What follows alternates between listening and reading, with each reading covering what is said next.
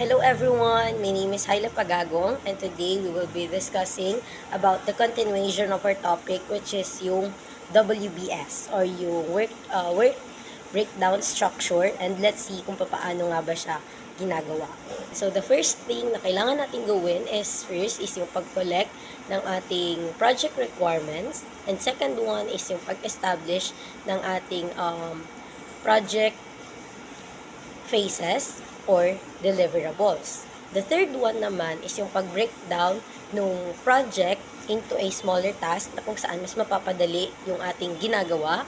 And last, the fourth thing rather is yung pag-assign natin ng time for each task or pag-allocate natin ng time doon sa paggawa ng each task para ma-estimate natin kung gaano ba katagal or kung gaano kalaking oras yung i-consume ng ating task during that day or doon sa project na yon.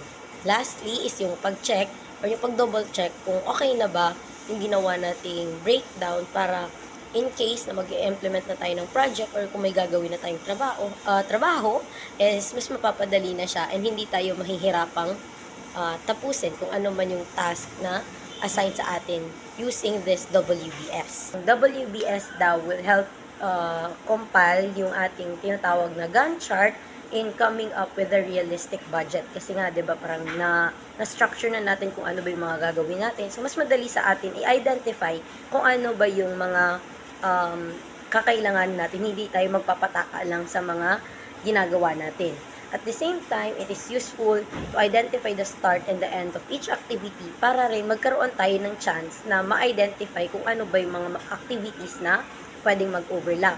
Kasi yung mga activities na nag-overlap, minsan, yun yung nagkukos ng delay para ma-behind tayo doon sa naset nating schedule when it comes to doing our set activities. Kasi 'di ba minsan nagse-set tayo ng dates, nagse-set tayo ng araw kung kailan matatapos yung activity, but since hindi maayos yung structure ng ating ginagawang project, ang nangyayari is nabe-behind tayo or nale-left behind tayo kasi nga yung may overlapping na nangyayari while doing this activity.